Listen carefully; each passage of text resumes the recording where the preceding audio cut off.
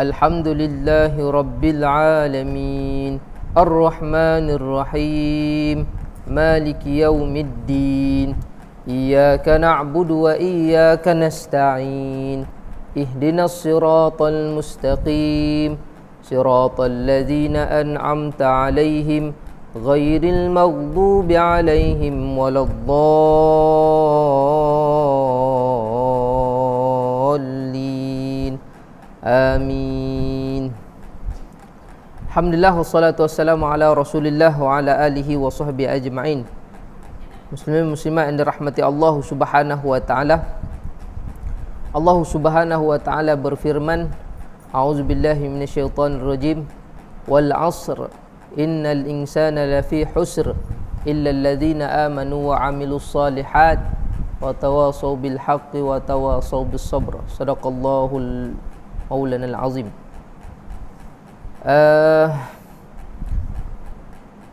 Daripada ayat yang saya bacakan tadi, ayat ini adalah ayat yang sangat sinonim ataupun ayat yang biasa kita dengar berkaitan dengan wal asr, iaitu demi masa. Ataupun kalau ayat ini pun kita boleh terjemahkan, ada setengah para tafsir dia menterjemahkan wal asr.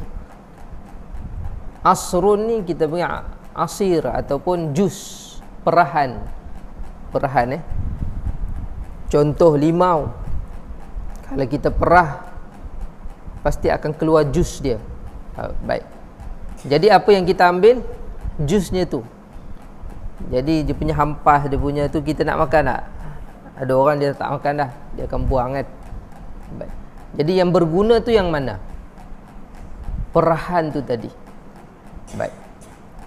Sehingga kan para ulama menafsirkan tentang perkara ini. Setiap daripada kita ada perahan masing-masing yang perlu dipersembahkan di hadapan Allah Subhanahu wa taala dengan perahan yang terbaik. Ada juga setiap orang ada perahan masing-masing. Ada yang 60 tahun perahan dia. Ada yang diberi masa 70 tahun. Ada yang diberi masa 80 tahun, 90 tahun. Lalu bagaimana kita memerah masa itu?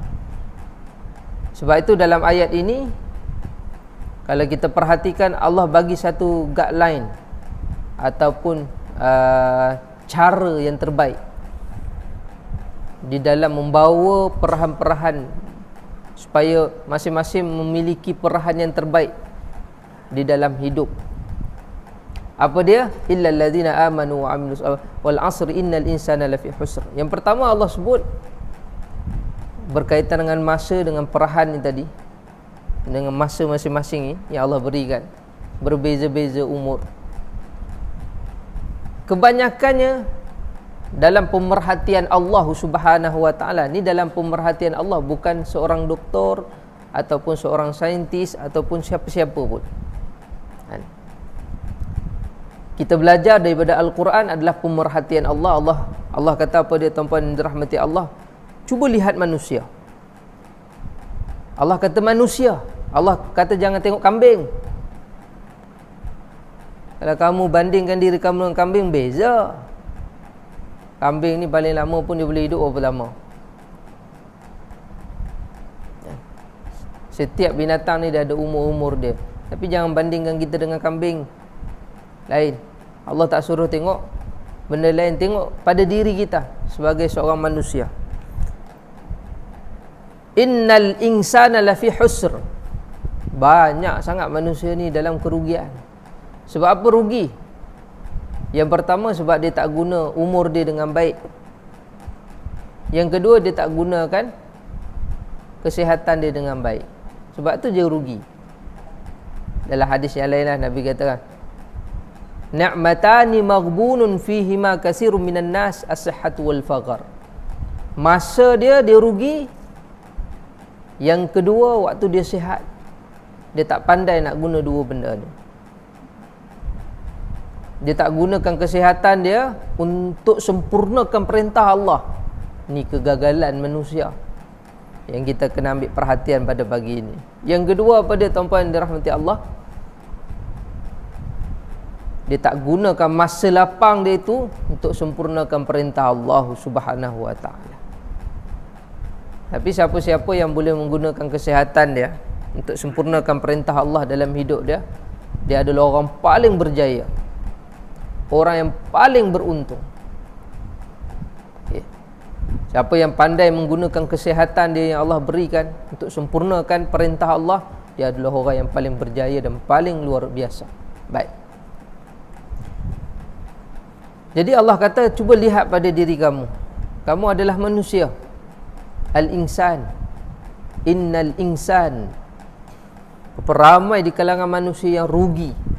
Berapa ramai pagi ni manusia yang rugi.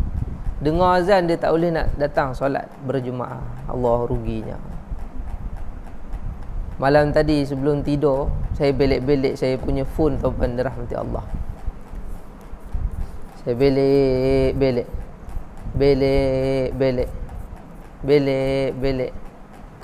Terjumpa satu rakaman solat berjemaah kita tahun 2000, 2 tahun yang lepas. Rapat-rapat. Saya kata, ya Allah, bilalah kita boleh solat rapat-rapat ni? Tak terasa rugi ke kita tak dapat nak solat rapat-rapat? Rasa rugi.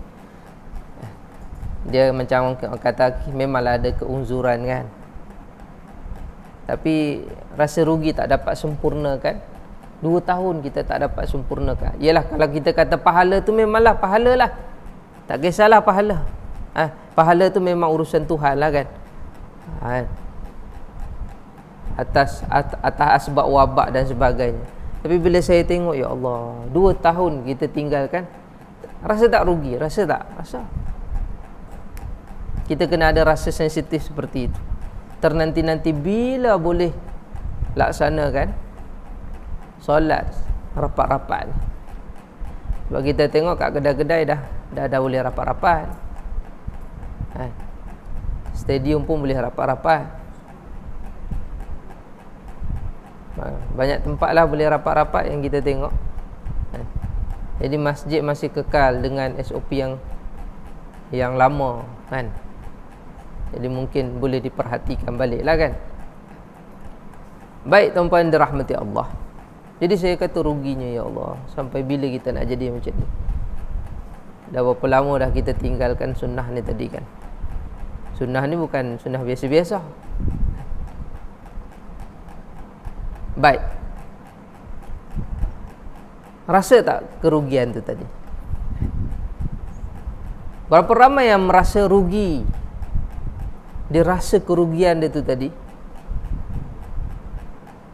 apabila dia tidak dapat melakukan sunnah Rasulullah sallallahu alaihi wasallam dalam hidup dia dengan sempurna, perintah Allah dengan sempurna. Tak ramai orang yang rasa seperti itu, tuan-tuan dan puan.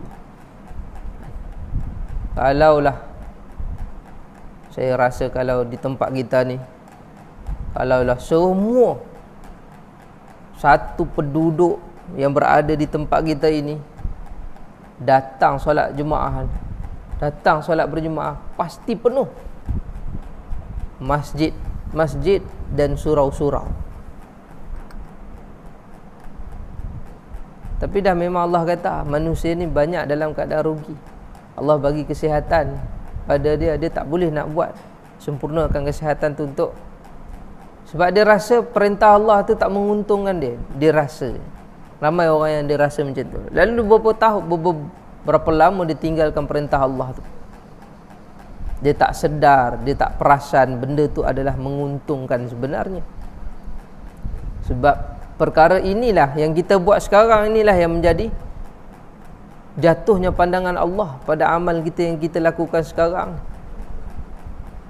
Saya tak risau yang datang solat subuh berjemaah, walaupun masih tak boleh rapat-rapat, datang juga kan. Tapi yang tak datang, yang dengar tapi tak datang, dia tak mampu nak gunakan kesihatan dia, kehidupan yang masih berbaki ni. Kan Nabi kata, kalau boleh merangkak. Nabi yang kata, nak beritahu besar ni kelebihan tu. Tapi berapa ramai yang tak dapat pagi ni kita cerita pagi ni je. Pagi sebelum ni kita tak cerita lagi Pagi ni saja berapa ramai yang rugi, yang masih dibuai mimpi, yang masih tak boleh nak angkat selimut pada badan, yang masih tak boleh angkat kerdipan matanya untuk bangun solat subuh. Allahu akbar. Benar tak Nabi kata, Allah kata innal insana lafi husr.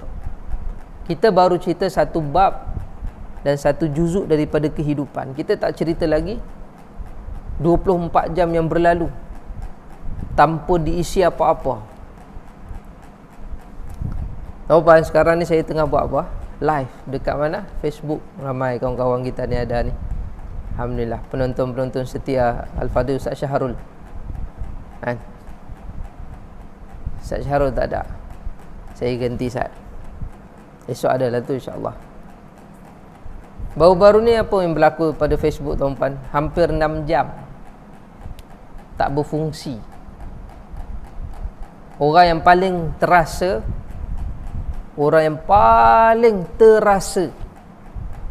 ketiadaan Facebook ni siapa? Pemilik dia lah. Namanya apa? Mark Zuckerberg. Cik sebut. Pandai ke nak sebut nama dia ni? Nama siapa? Mark Zuckerberg. Saya pun tak tahu betul ke saya sebut ni. Betul Mark Zuckerberg ke? Ke siapa? Saya tak ingat dah. Siapa nama dia? Pemilik Facebook ni siapa? Penonton? Cik betulkan saya. Hampir 6 jam tak berfungsi. Bulan lepas ke awal bulan tadi Tuan-puan tahu tak berapa kerugian dia? Hampir 20 juta dalam masa 6 jam. Saya kira-kira balik tuan-puan, dalam masa 1 minit ataupun 1 saat, keuntungan Facebook ni lebih kurang 2,000 macam itulah nilai. 1 saat tak silap saya. Mana kata kalau pemilik Facebook ni duduk kat tandas 5 minit, duit masuk. Kita emas keluar. Beza tu. Kalau bab dunia, sampai satu keuntungan yang mereka boleh buat sampai satu tahap begitu kan. Duduk dalam tandas pun buai kecil 2 minit pun, 3 minit, 5 minit pun duit masuk. Nak bagi tahu untung. Kelebihan dunia ni Allah bagi pada dia. Tapi dia terasa rugi bila ada masalah pada Facebook. 6 jam lah. Daripada ranking pertama, orang yang paling kaya di dunia, jatuh kepada ranking yang ke-6. Hanya ada masalah pada Facebook ni 6 jam lah. 6 jam. Subhanallah. Dia rasakan kerugian dia tu. Soalan saya, berapa ramai orang yang rasa dirinya rugi, lebih rugi daripada pemilik Facebook ni, iaitu meninggalkan 2 rakaat solat sunat subuh? Berapa ramai yang rasa rugi? Padahal Allah kata as-salah sunatal fajri khairum minad dunya wa ma fiha. Lebih baik daripada dunia dan seisinya. Berapa ramai yang terasa rugi? Dan berapa ramai yang berasa keberuntungan yang sangat luar biasa, yang sangat besar bila dilakukan 2 rakaat solat sunat sebelum subuh? Siapa yang rasa beruntungnya aku, ya Allah, mendapat kelebihan, satu kelebihan yang Allah, Nabi kata, ini Nabi yang kata ni, bukan orang lain kata. Satu makhluk Allah yang paling mulia, yang paling benar perkataannya, tak pernah berbohong, paling hebat di atas muka bumi Allah ni. Daripada Nabi Adam sehinggalah manusia yang akan lahir, bayi yang lahir sebelum kiamat, tidak ada seorang pun yang boleh menandingi Rasulullah sallallahu alaihi wasallam. Tak ada siapa. Lalu Rasulullah kata apa? 2 rakaat solat sunat sebelum subuh lebih baik daripada dunia dan seisinya. Siapa yang rasa beruntung? Siapa yang rasa bila dia buat amal itu dia beruntung gila-gila. Beruntung sangat-sangat.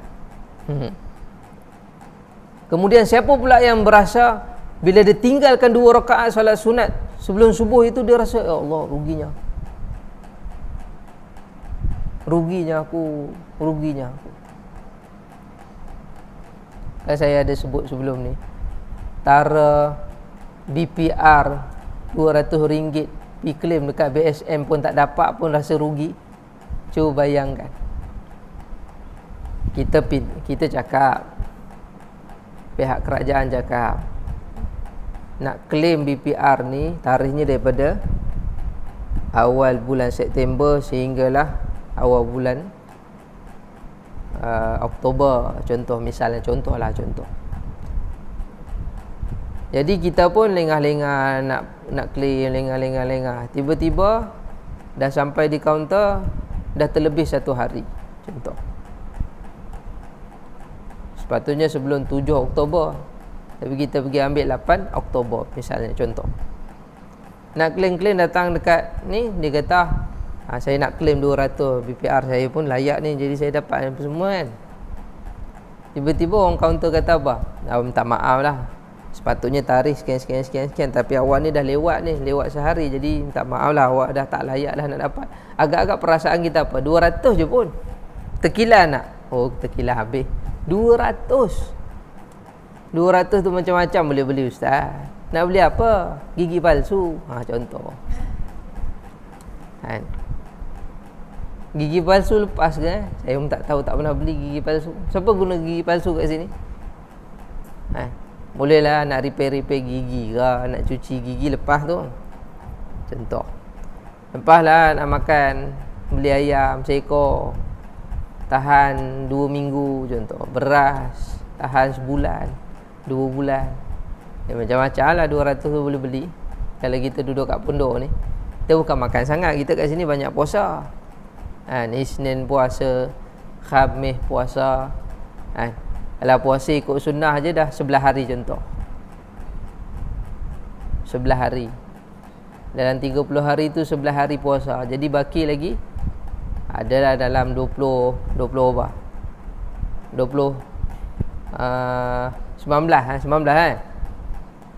hari lagi. Jadi 19 hari nak makan apa? Kalau satu kampet beras tu tak habis lah, boleh tahan 2 bulan nak kan. Jadi nak makan apa? 200 tu, boleh tahan lama. Subhanallah. Kita duduk kat pondok kadang-kadang orang bagi makanan kan. Semalam saya try, tak beli apa makanan. Kat rumah pun saya tak sediakan makanan. Saya nak tengok hari ni bagaimana Allah aturkan rezeki saya kan. Saya cuba try lah, tuan-puan. Tiba-tiba dapat bubur, dapat bihun, ya Allah. Senangnya rezeki Allah nak bagi kita kat sini kan. Tapi kita tak ceritalah. Sekarang baru saya cerita kan. Yang semalam saya tak atur pun makanan saya. Saya tak fikir pun pasal makan saya. Saya diam, saya perhatikan apa rezeki yang Allah nak beri tanpa aku mengeluarkan sedikit pun simpanan duit dan sebagainya. Diam tengok. Lalu-lalu jumpa Cik Ros, dapat 5 apa? 5 cup kita panggil apa? 5 bungkus kacang pula. Bubur jagung. Sedap. Letak peti air sat sejuk, hirup. Bunyi tu macam tu. Nikmatnya ya Allah. Ini rezeki yang Allah aturkan. Subhanallah. Seronok. Baik tuan-puan dirahmati Allah Subhanahu wa taala. Illal ladzina amanu wa 'amilus solihat wa tawassaw bil haqq wa tawassaw bis sabr. Lalu Allah sambung lagi. Nak jadi orang yang beruntung di sebalik daripada golongan-golongan yang rugi ini, ada satu kerja yang kita kena buat. Yang pertama, alladzina amanu wa 'amilus solihat. Beriman dan beramal soleh. Jadi kita kena rasa apa yang kita buat hari ini adalah satu amalan yang sangat memberuntungkan kita. Siapa yang kata Allah Subhanahu wa taala.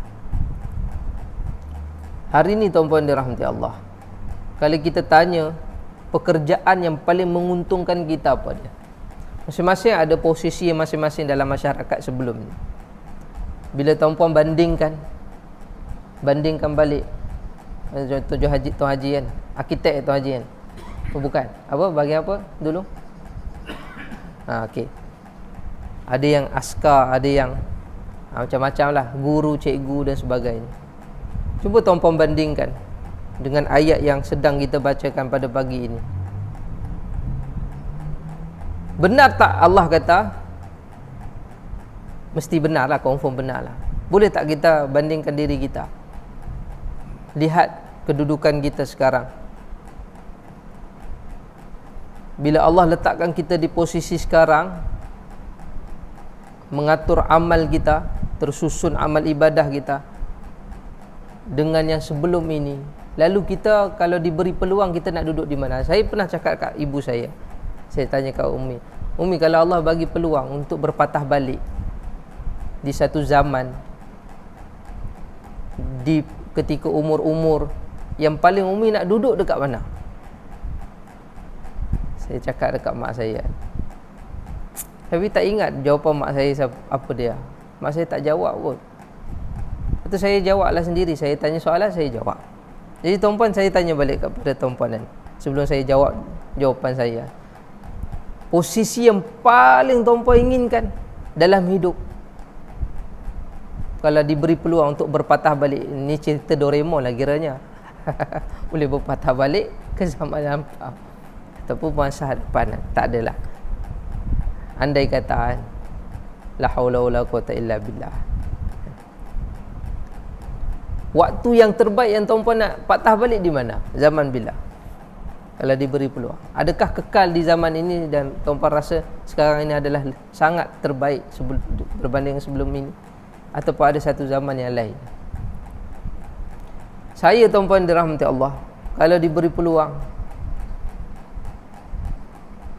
posisi dan masa yang paling yang saya inginkan adalah waktu saya, kalau mak saya, baru saya ingat, mak saya jawab zaman kanak-kanak. Zaman kanak-kanak mak saya kata, dia kata tak ada masalah, terjun sungai pun tak pakai seluar. Macam itulah bahasa dia. Seronok, tak ada apa, tak ada masalah, happy dan sebagainya, tak ada pening-pening kepala. Itu jawapan ibu saya zaman kanak-kanak. Tapi saya kata kat ibu saya, tempat waktu yang saya paling suka, yang paling saya teringat adalah ketika saya mula bertungkuh lumuh nak hafal Quran.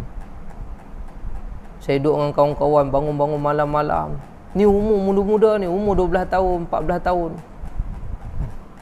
15 tahun. Tu zaman yang paling saya inginkan. Tahajud tak tinggal. Boleh kira lah tahajud tu tak, kalau tinggal pun contoh. Puasa tu ya Allah hari-hari. Tak kira Isnin Khamis, hari-hari, sebab kita nak menghafal Quran. Sekarang hari-hari tak puasa. Apa yang beza tu? Astagfirullahalazim kan.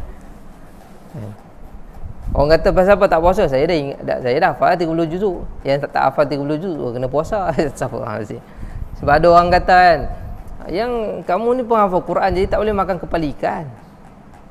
Lepas tu saya kata, dia orang ni saja kan tak bagi kita ni makan kepala ikan, cakap kat kawan kan. Padahal kepala ikan tu sedap, kari ikan semua kan. Dia orang saja kan tak nak bagi kita makan. Lepas tu saya kata, saya jawab balik, yang sebenarnya yang tak boleh makan kari ikan tu yang tak hafal Quran kan. Yang dah hafal Quran, kami dah hafal, jadi kami boleh makan. Nak jawab, punyalah nak jawab, nak rasa kepala ikan tu pun dirahmati Allah. Bila saya bandingkan, saya lihat apa yang Allah kata dalam Al-Quran, memang betul. Itulah posisi yang paling yang diinginkan oleh diri saya lah. Tuan-puan, saya wallahu alam lah. Sebab tu saya kata kena jawab soalan. Kalau diberi peluang, posisi yang mana kita nak dalam hidup kita ni, yang kita teringin sangat. Di umur-umur tu kita dah start hafal hadis, hafal Quran, pergi duduk dalam hutan, atau lepas tu pergi berdakwah, diajarkan ilmu-ilmu tu tadi, ikhtiar hidup kan. Masuk hutan tak buat apa, macam mana nak hidup kat dalam hutan, diajarlah guru-guru kita dulu kan. Masuk hutan memang betul hutan, lepas tu potong, tebah, buat kawasan lapang, adalah ikhtiar hidup. Sikit-sikit belajarlah sikit. Puasa tahan lapar, masak nasi dalam buluh. Seronoklah zaman-zaman tu kan. Baik. Jadi tuan-tuan dirahmati Allah Subhanahu wa taala. Jadi Allah kata di sini adalah siapakah orang yang beruntung itu, yang takkan rugi sampai bila-bila? Allazina amanu wa amilus solihat. Beriman dan beramal soleh. Kemudian kalau kita perhatikan dalam Al-Quran, kenapa Allah kata dia orang yang beriman beramal soleh ni dia orang yang beruntung? Apa yang kita kerjakan sekarang ni memang sungguh-sungguh beruntung. Macam mana kita nak rasakan? Iaitu dengan cara kita tadabbur Al-Quran lagi. Dengan kaedah inilah Allah kata amanu wa amilus solihat, inilah orang yang beruntung. Kerana apa? Dia dapat dua kelebihan, iaitu kelebihan dunia dan akhirat. Dengan formula yang sama, dengan kaedah yang sama, dengan satu kerja yang sama. Satu kerja tetapi dapat dua kelebihan. Kelebihan di dunia, Allah bagi jaminan tentang dunianya. Akhirat pun Allah bagi jaminan. Di mana? Pada ayat yang mana? Yang pertama dalam surah Al-Baqarah. Allah kata orang yang beriman beramal soleh ni, wa basyiril ladzina amanu wa amilus solihat jannat anna lahum jannatin tajri min tahtihal anhar. Yang pertama, berita gembira pada orang seperti ini adalah berita gembira di dunia lagi. Allah suruh bagi tahu dekat kita semua ni orang yang beriman, iaitu wa basyiril ladzina amanu wa amilus solihat anna lahum jannatin tajri min tahtihal anhar. Allah telah persiapkan syurga untuk kita, untuk orang yang beriman dan beramal soleh.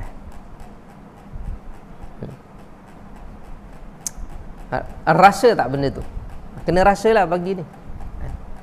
Apa yang kita buat hari ini adalah satu pekerjaan sangat luar biasa dan mulia di sisi Allah Subhanahu wa taala. Yang kedua, jaminan Allah di dunia lagi adalah tentang dunianya adalah, iaitu wa'adallahu allazina amanu wa amilus salihat la yastakhlifannahum fil ardi kama istakhlafal ladzina min qablihim. Memang Allah sediakan tampuk pemerintahan. Allah akan wariskan bumi ini kepada orang-orang yang beriman. Walaupun hari ini kita lihat yang berkuasa di atas kepala kita ni, yang mengatur hidup kita sekarang, sehingga kan berpakaian pun mereka atur. Bahkan budaya kita pun hilang sikit-sikit kerana budaya mereka masuk dalam hidup kita. Cara pemakanan pun dia orang yang kuasai kita. Tapi Allah bagi jaminan kepada orang yang beriman dan beramal soleh ni apa? La yastakhlifannahum fil ardh. Aku akan wariskan dunia ini untuk diurus oleh orang yang beriman dan beramal soleh. Bila kerja kita beriman dan beramal soleh, nak bagi tampuk pemerintahan, kekuasaan, kekhalifahan tu adalah milik Allah Subhanahu wa taala. Teruskan istiqamah dan yakin. Mungkin di kalangan kita ada yang tak nampak, mungkin perkara ini akan berlaku kepada generasi yang akan datang. Lalu apa yang perlu kita buat? Kita hanya istiqamah melalui proses-proses yang berbaki ini.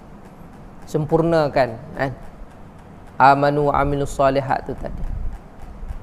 Kemudian wa tawassaw bil haqqi wa tawassaw bis sabr, iaitu sabar dalam menyampaikan nasihat agama, kebenaran, dan bersabar dalam kebenaran, sabar tawassaw bil haqq wa tawassaw bis sabr, mengajak, menasihati dengan kesabaran, menasihati dengan kebenaran. Orang ini dia tak akan pernah rugi. Orang seperti ini dia tak akan pernah rugi. Allah kata, apa yang kita buat sekarang ni kita buat. Wa tawassaw bil haqq wa tawassaw bis sabr. Duduk dalam majlis ilmu. Tadi kita dah selesai dah perintah Allah solat subuh berjemaah. Kemudian kita duduk pula dalam majlis ilmu, nak dengar nasihat atas kebenaran, nasihat atas kesabaran ni tadi. Sebab mereka inilah yang akan diberi jaminan oleh Allah tentang kebahagiaan di dunia dan di akhirat. Dunia akhirat. Dengan nasihat ini yang menguatkan jiwa-jiwa kita, menguatkan akal-akal kita. Yang akan membawa kita kepada satu tujuan, iaitu syurga Allah Subhanahu wa ta'ala. Cukuplah kat dunia kita ni dah berpayah-payah, bersusah-susah. Macam-macam masalah timbul dalam hidup kita. Cukuplah kan. Dunia lah, cukuplah kat dunia sahaja yang kita hadapi. Kita berharap pada Allah, kita mohon pada Allah, Allah permudahkan jalan kita ke syurga, kan? Jalan kita ke syurga. Apa yang kita nak, tiada lagi kesedihan, tiada lagi kepenatan, kelesuan, penat, letih, tak ada. InsyaAllah. Saya sebenarnya tuan-puan, tengok tuan-puan jalan pun letih dah. Kalau kita tengok sahabat-sahabat kita ni kan, tengok jalan pun letih. Saya kata, oh ya Allah, kalau aku umur macam ni, boleh tak aku datang buat macam ni? Kadang-kadang saya terfikir, letih-letih macam tu pun datang, penat-penat macam tu pun datang, atas kekurangan, kelemahan pun datang. Jadi saya mohon pada Allah, ya Allah, kalau aku berada di umur seperti opah-opah kita ni, atuk-atuk kita ni kan, moga-moga Allah bagi kekuatan kepada aku seperti mereka. Duduk pun duduklah, merangkak lah. Dah esok-esoklah jalan kan. Naik skuter pun naik skuter lah kan. InsyaAllah. Amin ya Rabbal Alamin. Baik tuan-tuan dirahmati Allah, daripada ayat yang kita baca tadi, sebenarnya sudah memadai untuk mengatur hidup kita ni menjadi orang yang beruntung. Pastikan perahan-perahan yang berbaki di dalam hidup kita ini, masa yang berbaki ini, hanya sekitar perkara ini sahaja. Jangan keluar daripada wilayah apa yang kita sebutkan tadi, nak menjadi orang yang beruntung. Bila kita keluar daripada 4 perkara yang saya sebutkan tadi, amanu wa amilus salihat wa tawassaw bil haqqi wa tawassaw bis sabr, kita takut apa dia tuan-tuan dirahmati Allah, kita jadi orang yang rugi, orang yang rugi. Waliyazubillahi min zalik. Baik, cukup sekadar itu. Moga-moga daripada apa yang kita sampaikan pada pagi ini menjadi sebagai pahala di sisi Allah Subhanahu wa ta'ala, dan membawakan kita dekat pada Allah Subhanahu wa ta'ala, dekat lagi pada Al-Quran, dekat lagi pada ajaran agama kita ni tuan-tuan rahmati Allah, dan kita boleh istiqamah dalam kebaikan. Wallahu alam. Bismillahirrahmanirrahim. Allahumma a'inna ala zikrika wa syukrika wa husni ibadatik. Ya Allah, ya Rahman, ya Rahim, kami bermohon kepadamu ya Allah, bantulah kami di dalam agar kami sentiasa mengingatimu dan memperbaiki ibadah kami kepadamu ya Allah. Allahumma afina fi badanina, Allahumma afina fi sam'ina, Allahumma afina fi basarina, la ilaha illa anta. Ya Allah, berikanlah keafiatan kepada tubuh badan kami, penglihatan kami dan pendengaran kami ya Allah. Tiada Tuhan melainkan kepadamu ya Allah. Radina billahi rabba wa bil islami dina wa bi Muhammad nabiyya wa rasul. Sallallahu ala sayyidina Muhammad wa ala alihi wa sahbihi wa baraka wa sallam. Alhamdulillahirabbil alamin. Kurang lebih saya mohon maaf. Kita jumpa lagi. Assalamualaikum warahmatullahi wabarakatuh.